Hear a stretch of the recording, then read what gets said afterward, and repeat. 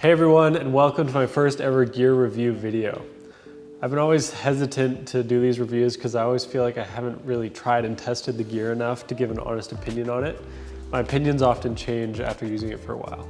However, I've been using this drone for 2 months now, flying almost every day and shooting in a ton of different scenarios.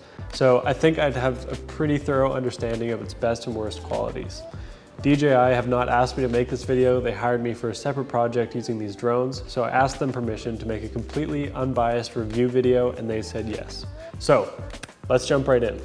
The biggest features of this drone, in my opinion, are the better image quality, especially for video, the 46 minutes of flight time, which is a total game changer, and the 15 kilometers of range with a much higher signal output on the controller. So now you have a 1080p 60 live feed on your monitor or your phone, which is a significant upgrade from the Mavic 2.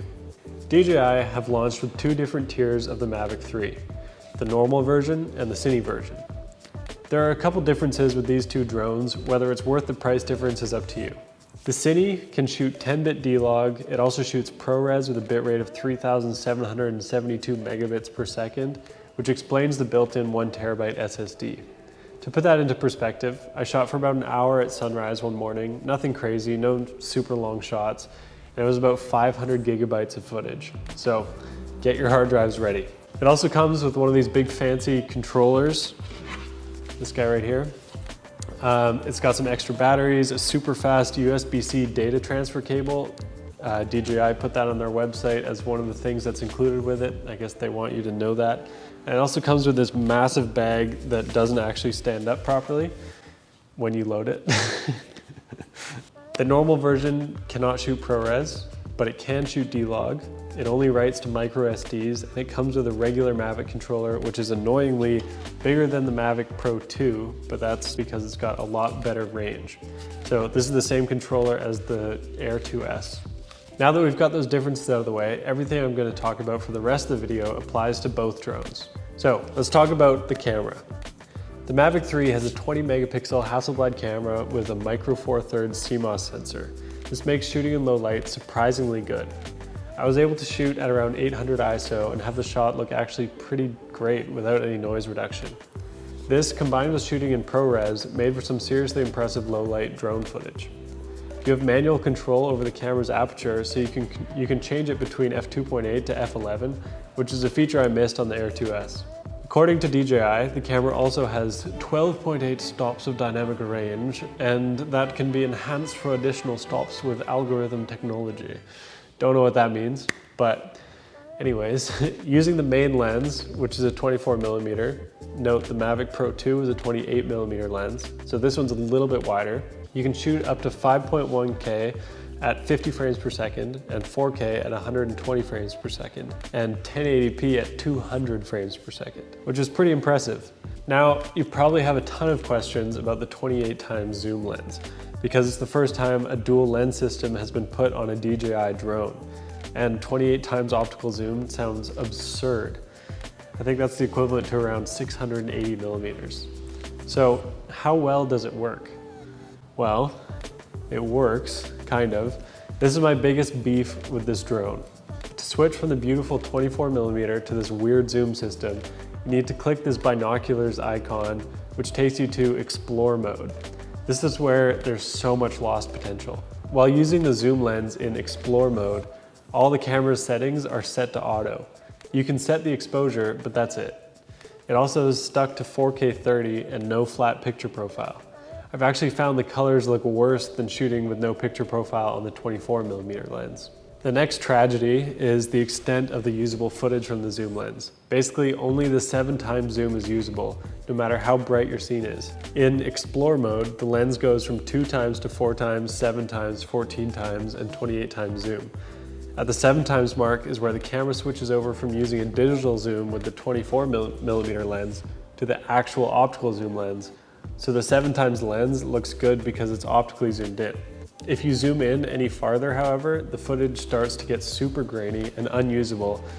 That being said, the 7x zoom still gives you around 220 millimeters of zoom, which is actually pretty awesome to have. This lets you film from over 1 kilometer away and have your subject take up most of the frame. The image quality of the zoom lens definitely isn't on the same level as the 24mm, but it's actually usable in most situations. The gimbal is also surprisingly good at tracking and moving really smoothly when you're fully zoomed in. The zoom lens is also completely useless in low light of any kind, but that's okay because the drone makes up for it with that 24mm lens. The autofocus with the zoom lens isn't quite as fast as the 24mm, but it still does the job. Just make sure you keep an eye on it because I've noticed sometimes it likes to focus on the background a lot, so just watch out for that. The zoom lens is where DJI could have taken things to another level. If they took away this explore mode and just gave a simple lens switch icon and made it so you had full manual control over the settings while zoomed in, and the ability to shoot in D-Log, I think the zoom lens would feel like much less of a gimmick and more like an actual reliable shooting tool. This is something that I think every tester of this drone said, so DJI might release an update allowing manual control of the zoom lens, so keep an eye out for that. But for now, this is what you get. In terms of photos, the 24mm lens shoots awesome raw images, and DJI is known for their amazing color and their raw files. However, when shooting with the zoom lens, you can only shoot in JPEG, which is another tragedy. The Mavic 3 has way better obstacle avoidance than the Mavic Pro 2. Basically, they put sensors on all the corners instead of the front and back, so now you don't have any blind spots. You can also sense objects up to 200 meters away compared to the Mavic 2, which could only sense objects 20 meters away. When I fly, I usually fly with the obstacle avoidance turned off. This is so I can get closer to things when I do a flyby, which can make for more interesting shots. But it also means I crash a lot of drones. So let's talk about crashing this thing. When you first get this drone, I'd strongly recommend sitting down and calibrating it to the exact same control settings as your last drone, because the default settings with the Mavic 3 make it really hard to fly precisely. I'm not sure why, that's just what I've noticed. Also, always make sure you have a spotter and a visual line of sight when you're doing anything with the zoom lens, because it's literally impossible to know if you're about to hit something when you've zoomed all the way in. It would be awesome if DJI could make it so you had a little reference image from the 24mm lens in the corner or something, so you could get a sense of where you're flying. DJI have made this drone quieter and more efficient than the previous model, so to do that, they've had to change a few of the aerodynamic qualities of the drone. For example, the arms are thinner and the props are a bit longer, which really contributes to the longer flight time. The drone also has apparently 35% less wind drag than the Mavic 2. They've also had to upgrade the gimbal system to be able to stay steady when you're shooting with that zoom lens. To achieve the smoother image, they've upgraded the gimbal a little bit, so now the drone can look side to side without the drone moving. All these things work great, however, it also makes the drone a lot more fragile. This means it takes a much lighter crash to break the gimbal, props, and arms.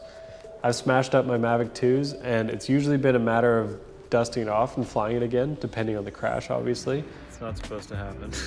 But with the Mavic 3, I've lightly crashed it, and it's rendered the drone useless. Honestly, it's mostly because the gimbal is more complex and in turn more fragile. So basically, I'd recommend trying your hardest not to crash this thing, because I think we crashed 3 during the last 2 months. It's not pretty. Oh my God, this one's mangled. The last drawback that I want to point out is how big and heavy this drone is when it's all packed up. So here it is side by side with the Mavic 2 case. This guy is also way heavier when it's fully packed up. If you do a lot of traveling, that could be a pain in the ass, so you might want to find a different bag. One last thing I want to touch on with this drone is the flight time. So it's got a 46-minute battery life, and when we were flying that next to the Mavic 2 was making 2 or 3 trips back to change out the battery while this thing stayed in the air that entire time. And it just saved us a ton of time shooting because of that extra long battery life. All that being said, I think this is DJI's best drone. It's got incredible image quality, micro 4/3 sensor, the flexibility of using the zoom lens if you need it, and super long battery life. As with any piece of technology, it'll have some quirks, but in this case, I think the pros far outweigh the cons. If you want to watch the highlight reel that my friend Zach and I shot on these drones, you can click the link here. So thanks for watching my first ever gear review video. I hope you guys enjoyed it. I'll see you in the next one.